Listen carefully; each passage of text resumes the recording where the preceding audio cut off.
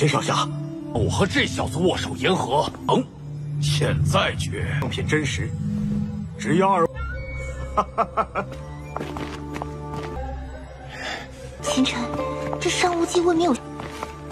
放心，弟，好久没出现过了。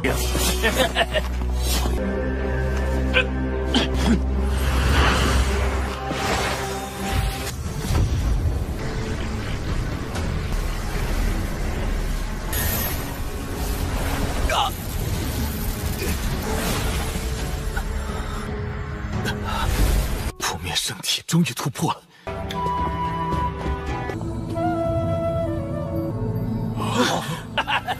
毛子，魏兄不要冲动，不着急，先看看再说。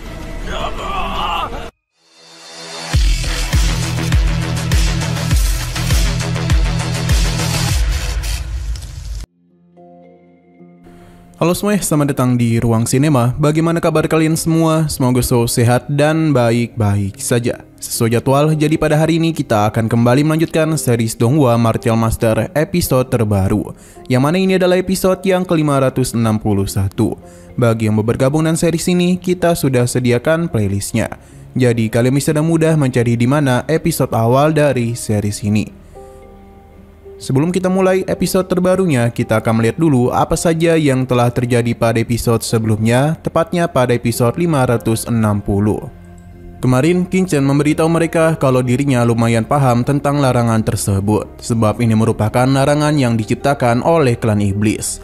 Untung saja para ketua paham dan apa yang dirinya maksud. Jadi tanpa berlama-lama lagi, Qingchen langsung saja mulai proses untuk membuka larangan di sana.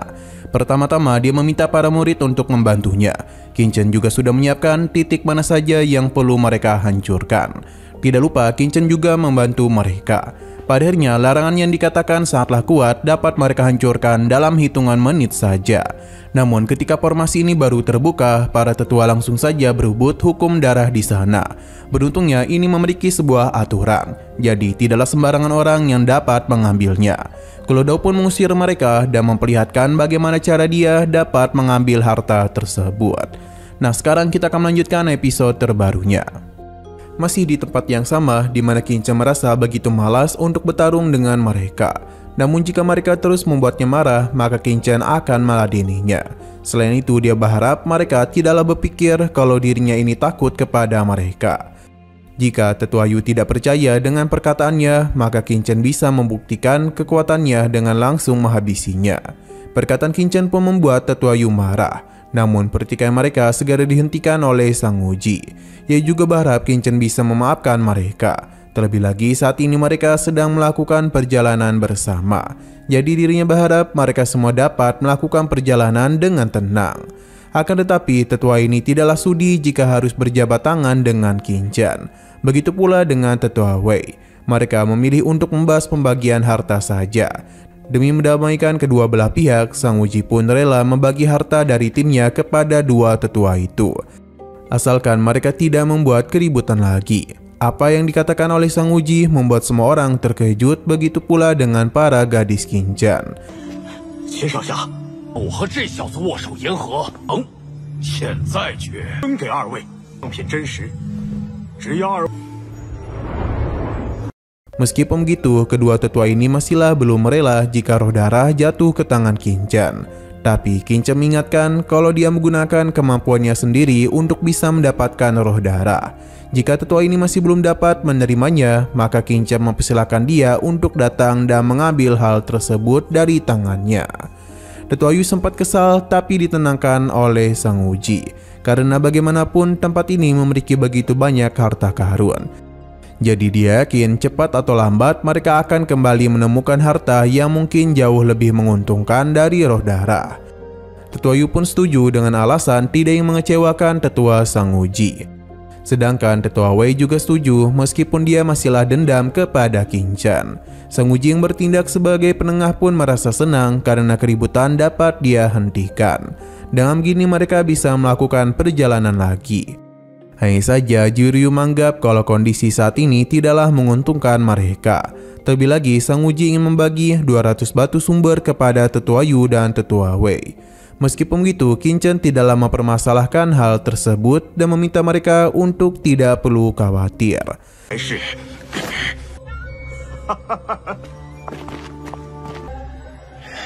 星辰，这上无忌未免有…… 放心， Perjalanan pun terus mereka lakukan hingga pada akhirnya telah sampai di hadapan sebuah pintu yang begitu besar. Tetua Wei yang sudah tidak dapat menahan dirinya lagi langsung saja melakukan penyerangan kepada pintu tersebut agar dapat membukanya. Namun hal itu tidaklah semudah yang dia kira, karena terdapat sebuah pelindung yang begitu kuat. Seberapa keras pun dirinya berusaha, tidak ada tanda-tanda kalau formasi tersebut akan hancur. Sedangkan Tetua Song Wuji mengajak yang lainnya untuk dapat memberikan bantuan kepada Tetua Wei. Serang pun langsung saja mereka lancarkan hingga perjuangan mereka pun tidak sia-sia, sebab susunan formasi sudah berhasil mereka hancurkan. Dengan begini, pintu besar tersebut pun mulai terbuka dan mempersilahkan mereka untuk masuk ke dalam. 请出手，把石门打开！ Tanpa kecurigaan apapun, Tetua Yu mencoba untuk masuk ke sana. Namun bisa terlihat dengan jelas kalau tempat ini sangatlah gelap. Untung saja semakin dalam mereka masuk, cahaya tiba-tiba saja muncul di pinggiran jalan yang membuat mereka dapat melihat tempat ini. Qin Chen sangatlah penasaran dengan api biru di sana yang ternyata merupakan penerangan tulang. Tetua Yu berpikir kalau tempat ini merupakan milik dari seorang penguasa sekte iblis. Apakah ini juga merupakan gerbang dunia iblis yang dikatakan tidak akan pernah muncul dalam waktu yang cukup lama? Di sana ada semacam seperti portal yang akan membawa mereka masuk ke dalam sebuah tempat. Tetua Wei masuk lebih dahulu dan berhasil menemukan batu darah. Tidak yang keduluan, ia pun segera mengambilnya. Namun entah mengapa batu ini sangatlah sulit untuk dapat dirinya bawa. Jadi satu-satunya cara adalah dengan menyerap kekuatan dari batu darah tersebut. Apa yang Tetua Wei lakukan berjalan dengan sangat lancar. Sedangkan Tetua Yu bersama yang lainnya pergi ke pintu lain agar dapat menemukan batu darah. 好久没出现过了。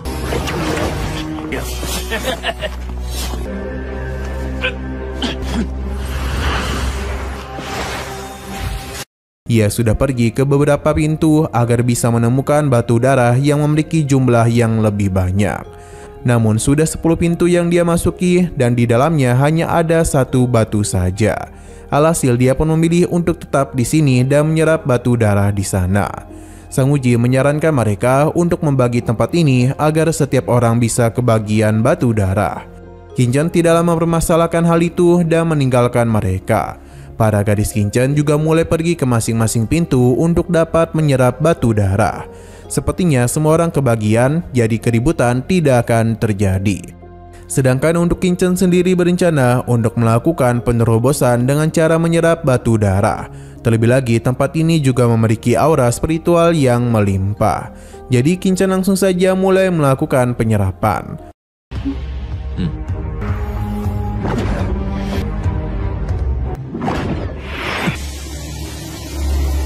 Qin Chen mengeluarkan beberapa batu darah yang sebelumnya dia dapatkan untuk bisa diserap. Namun sebelum itu, Qin Chen justru menyalurkan kekuatan batu darah yang kecil ini ke batu darah yang ukurannya jauh lebih besar. Sepertinya Qin Chen mengetahui sesuatu untuk dapat memaksimalkan kekuatan dari batu darah. Penyerapan pun mulai dirinya lakukan. Sedangkan di sisi lain, Claw Dao juga melakukan sesuatu pada batu darah.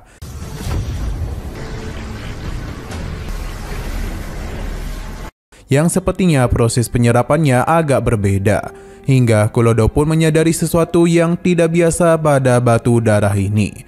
Karena baginya semangat darah itu sangatlah berbeda dengan yang pernah dirinya kenal. Pada akhirnya batu tersebut pun menghilang, sedangkan Jiruyu juga tengah melakukan penyerapan. Hal yang sama juga dilakukan oleh Qian Su. Sedangkan untuk Qin Chen sendiri menyadari kalau dirinya telah berhasil melakukan penyerapan. Benar saja, semua batu darah pun mulai masuk ke dalam diri Qin Chen. Di dalam alam bawah sadarnya, kekuatan darah mencoba untuk melakukan perlawanan, yang mengakibatkan tubuh Qin Chen mulai mengalami kerusakan. Tapi ini semua tidak akan pernah dapat menumbangkan Qin Chen.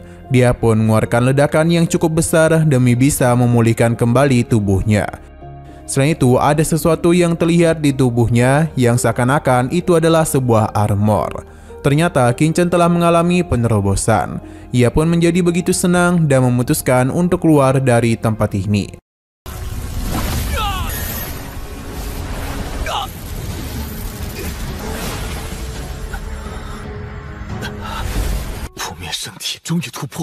Sedangkan di sana sudah ada ketua Sang Wuji dan yang lainnya tengah menunggu mereka. Sang Wuji senang karena semua orang berhasil melakukan penyerapan tanpa terkendala apapun. Jadi dia mengajak mereka untuk melanjutkan perjalanan. Namun Klao Dao memberitahu suatu hal kepada Qin Chen. Entah apakah itu karena Qin Chen meminta Klao Dao untuk kembali memastikan hal tersebut. Tapi Klao Dao sangatlah yakin dengan apa yang dirinya rasakan. Qin Chen pun meminta ketiga gadisnya untuk selalu berada di sekitarnya. Sepertinya hal ini cukuplah berbahaya.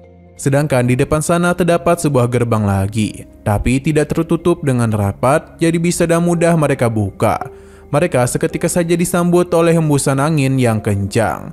Berhubung tidak ada hal yang mencurigakan, jadi mereka semua pun memutuskan untuk memasuki gerbang tersebut. Di dalam sana terlihat ada begitu banyak reruntuhan dan juga pilar-pilar yang terbuat dari tengkorak.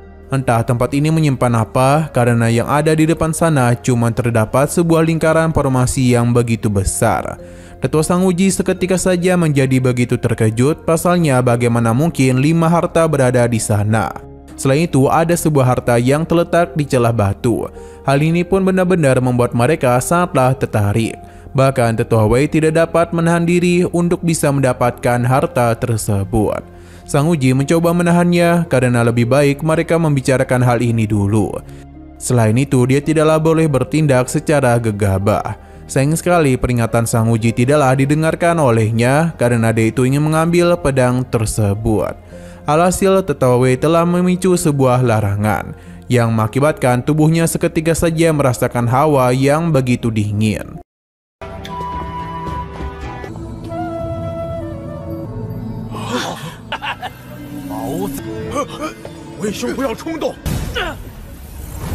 Namun Tetua Wei dapatlah mengatasi hal itu dan kembali mencoba mengambil pedang ini. Akan tetapi pedang tersebut terlalu kuat untuk dirinya angkat.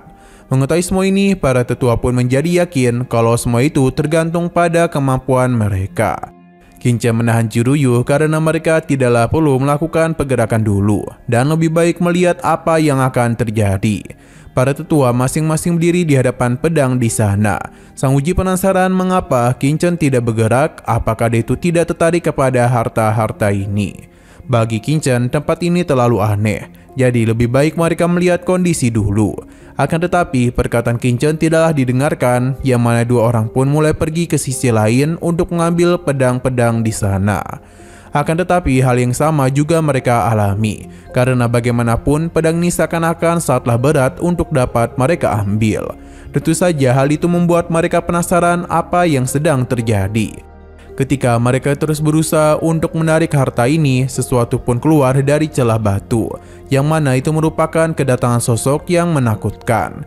Tetua Wei tidaklah dapat pergi karena pedang ini seakan-akan tengah menahan tangannya. Ia pun mencoba untuk memberikan serangan kepada sosok tersebut. Namun hal itu tidaklah berhasil, seakan-akan serangannya tidaklah mempan. Sedangkan sosok ini mulai melakukan serangan balik kepada Tetua Wei. Apa yang dirinya lakukan itu seketika saja mengejutkan semua orang. Pasalnya sosok ini melakukan penyerangan secara langsung pada jiwa Tetua Wei.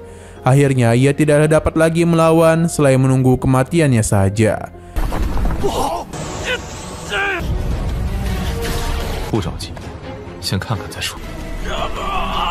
Nasing sekali lagi seru-serunya, episodenya pun harus bersambung dulu.